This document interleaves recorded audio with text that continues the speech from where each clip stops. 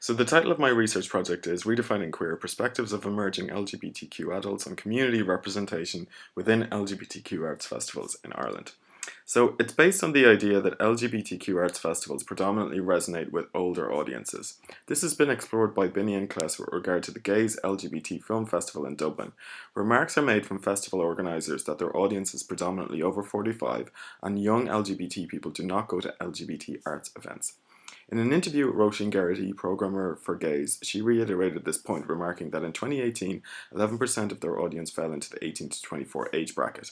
This difficulty in engaging younger audiences was also expressed in interviews from other LGBTQ arts festival directors.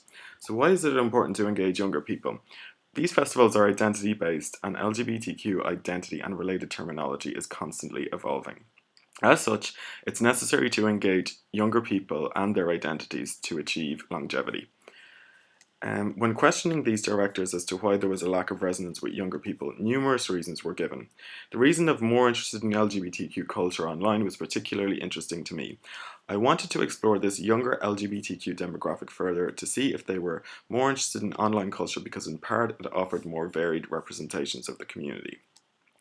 So the term emerging adults will be used to describe 18 to 25-year-olds, which will be the age group that I'm looking at. So in general, this demographic can be seen as an explorative life period distinct from adolescents and established adults. It can also be seen as more significant to current generations as opposed to previous ones. It can be characterized in many ways, including identity exploration. Indeed, LGBTQ emerging adults can also be seen in the same way, culturally and socially distinct from LGBTQ adults. This is partly to do with their less fixed approach to identity. Terms like non-binary, fluid and queer are much more popular in younger demographics. This is highlighted in a YouGov survey where, when asked to define their sexuality, 43% of 18 to 24-year-olds placed themselves in the non-binary area as neither 100% gay or straight. The survey also highlighted that these non-binary responses progressively decreased as those surveyed got older, remarking that with each generation, people see their sexuality and identity as less fixed.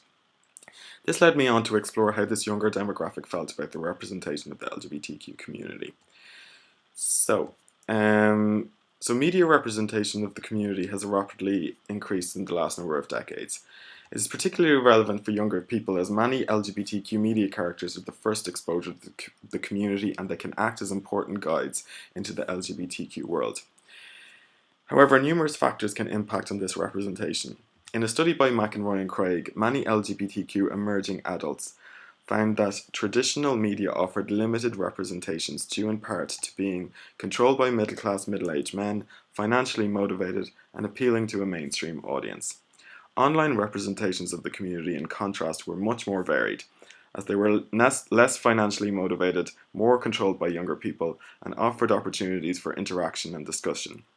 My research will take a similar approach, but instead of looking at media representation, it will look at perspectives amongst this age group regarding representation within LGBTQ arts festivals. So similarly to media representation, these festivals have increased and evolved over the last number of decades. This has been attributed to numerous factors, including progression with LGBTQ rights, assimilation into mainstream culture, and identity categories continuously being revised and contested. Because of this evolution, different styles regarding programming and representation have emerged. Traditional styles, where representations of the community are familiar and positive. They do not include anything radical or transgressive, there's a lack of intercultural representation, and they appeal to a mainstream audience. In contrast, non-traditional or queer styles, representations aim to be countercultural that deviate from the norm. They offer opportunities for discussion regarding identity, and they can appeal to other minorities. My research will explore which representational elements resonate with an emerging LGBTQ adult audience. So, qualitative interviews will be used to explore this somewhat complicated issue.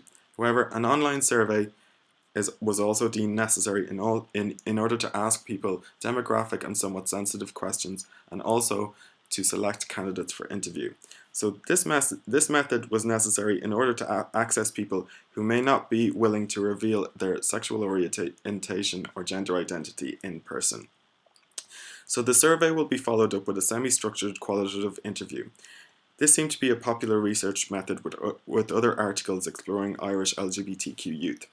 Questions asked will be opinion-based only. The sample size for the research will be 6 to 8 interviewees. Pilot studies of both the interview and the survey will be conducted in advance. Other methods were considered but raised some ethical implications. So the ethical considerations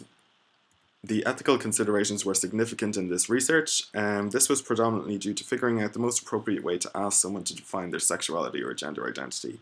It required a lot of discussion with my supervisor with regard to why this question was important and what would be the best way to obtain the data.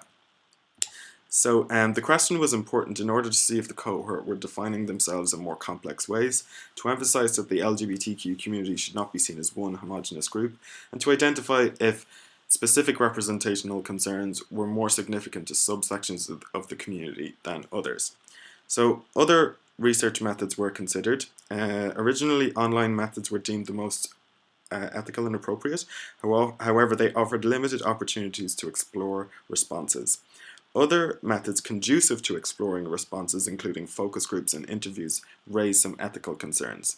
As such, a pre-online survey along with an interview was deemed the most appropriate method.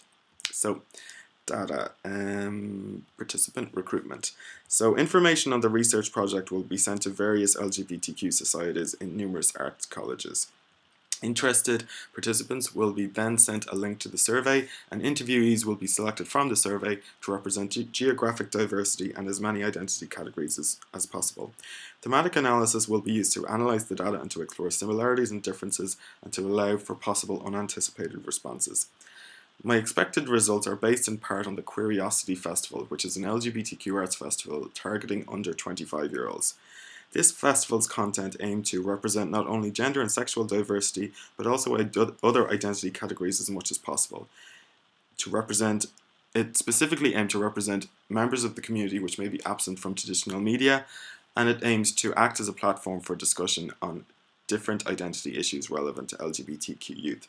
In this way, the festival gave audiences the opportunity to engage in arts and culture whilst also making sense of their own identity. I expect similar representational elements to be important to my cohort. So, critical evaluation. So, although a project plan was drafted, it has not been a linear route for me. At this point, extensive literature has been reviewed, my background research interviews have been done, and my promotional material has been drafted.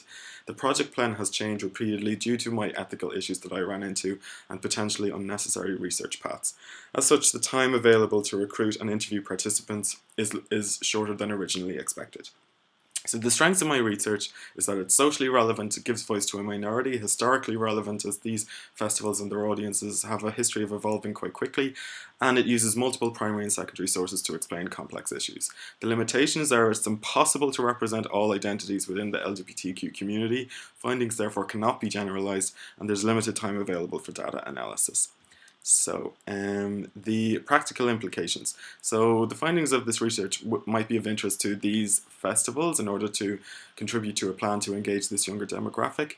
The data also contributes to research regarding the evolving nature of LGBTQ arts festivals in terms of representational aims and audiences, and it also contributes to research regarding evolving nature of sexuality and gender identity. So, there are many potential further areas of research that have arisen from this project. The first one being the rise of LGBTQ content in a mainstream arts festival. From the festival programmers that I have spoken to, they have expressed conflicting views about this. Some think it's positive for the LGBTQ community in terms of visibility, and some thinks it's limiting for the LGBTQ arts festivals in terms of content available to them to program. Another possible topic is queer arts festivals, are they offensive to older LGBTQ generations?